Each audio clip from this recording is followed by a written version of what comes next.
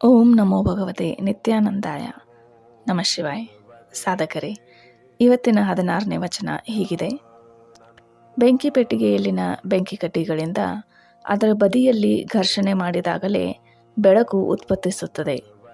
ಅದೇ ರೀತಿಯಲ್ಲಿ ಜ್ಞಾನದ ಅಗ್ನಿ ಕೂಡ ಮನುಷ್ಯನ ಮನಸ್ಸು ಬುದ್ಧಿ ಜೊತೆಗೆ ಘರ್ಷಣೆಯಾದಾಗ ಬೆಳಕು ಹರಡುತ್ತದೆ. ಮನಸ್ಸು ಬೆಂಕಿ ಪೆಟ್ಟಿಗೆಯಲ್ಲಿನ ಕಡ್ಡಿವಿದ್ದಂತೆ ಮತ್ತು ಬುದ್ಧಿ ಬೆಂಕಿ ಪೆಟ್ಟಿಗೆಯ ಬದಿಗಳಿದ್ದಂತೆ. ಯಾವಾಗ ಮನಸ್ಸು ಮತ್ತು ಬುದ್ಧಿ ಪರಸ್ಪರವಾಗಿ ಘರ್ಷಿಸುತ್ತವೆ, ಆಗ ಮನುಷ್ಯನಲ್ಲಿ ಸೂಕ್ಷ್ಮ ಪರಿವರ್ತನೆ ಉಂಟಾಗುತ್ತದೆ. ಆಗ ಮನುಷ್ಯನಿಗೆ ಆತ್ಮಸಾಕ್ಷಾತ್ಕಾರ ಅನುಭವವಾಗುತ್ತದೆ.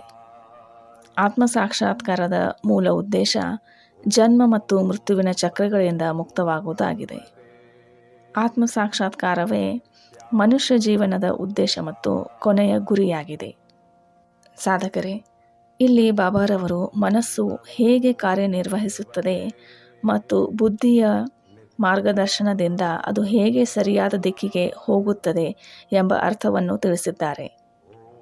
ಮನುಷ್ಯನ ಅಜ್ಞಾನವನ್ನು ದೂರಗೊಳಿಸಬೇಕಾದರೆ ಸದ್ಗುರುವಿನ ಜ್ಞಾನದ ಪ್ರಕಾಶದಿಂದ ಮಾತ್ರ ಸಾಧ್ಯವಾಗುತ್ತದೆ.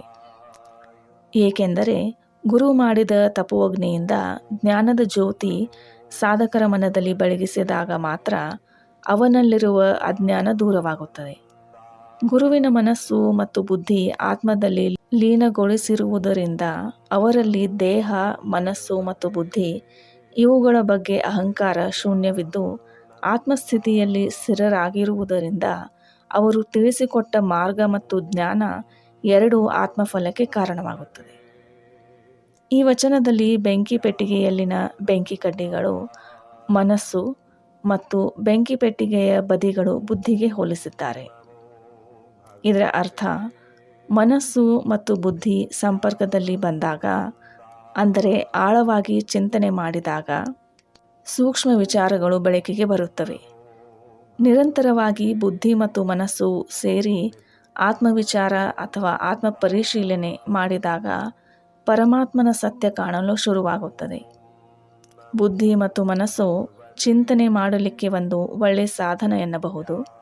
ಏಕೆಂದರೆ ಮನಸ್ಸು ಆಲೋಚನೆಗಳನ್ನು ತರುತ್ತದೆ ಮತ್ತು ಬುದ್ಧಿ ಆಲೋಚನೆಗಳನ್ನು ಸರಿ ಅಥವಾ ತಪ್ಪು ಎಂದು ನಿರ್ಧಾರ ಮಾಡುತ್ತದೆ. ನಂತರ ಆತ್ಮ ಸಾಕ್ಷಿಯಾಗಿ ಇವೆಲ್ಲವನ್ನು ತಿಳಿದು ಅನುಭವಿಸುತ್ತದೆ. ಅದಕ್ಕೆ ಮೊದಲು ಶುದ್ಧ ಮನಸ್ಸನ್ನು ಸ್ಥಿರಗೊಳಿಸಿ ಬುದ್ಧಿ ಜೊತೆ ಆತ್ಮಚಿಂತನೆ ಮಾಡಿದಾಗ ಆತ್ಮದ ಪ್ರಕಾಶ ಕಾಣುವ ಅನುಭವವಾಗುತ್ತದೆ. ಮನುಷ್ಯನಿಗೆ ಜನ್ಮ, ರೋಗ, ಭಯ, ಚಿಂತೆ, ಆತಂಕ, ಮೃತ್ಯು ಹೀಗೆ ಅವನು ಸಂಕಲ್ಪಿಸಿದ ಹಲವಾರು ಕರ್ಮಬಂಧನಗಳಿಂದ ಹೊರಬೀಳಬೇಕಾದರೆ ಆತ್ಮಜ್ಞಾನ, ಆತ್ಮಚಿಂತನೆ ಮಾಡಬೇಕಾಗುತ್ತದೆ. ಆವಾಗಲೇ ಮನುಷ್ಯ ಕರ್ಮಬಂಧನಗಳಿಂದ ಮುಕ್ತನಾಗಿ ಮೋಕ್ಷ ಪಡೆಯಬಹುದು. ಆದ್ದರಿಂದ ಆತ್ಮಜ್ಞಾನ ಅಂತಿಮ ಜ್ಞಾನ ಮತ್ತು ಮನುಷ್ಯ ಜೀವನದ ಪರಮ ಉದ್ದೇಶ ಎಂಬ ಬಾಬಾರವರ ಇಂದಿನ ವಚನ ಇಲ್ಲೇ ಮುಕ್ತಾಯಗೊಳ್ಳುತ್ತದೆ. ಮತ್ತೆ ಮುಂದಿನ ವಚನದೊಂದಿಗೆ ಭೇಟಿಯಾಗೋಣ. ನಮಃ ಶಿವಾಯ.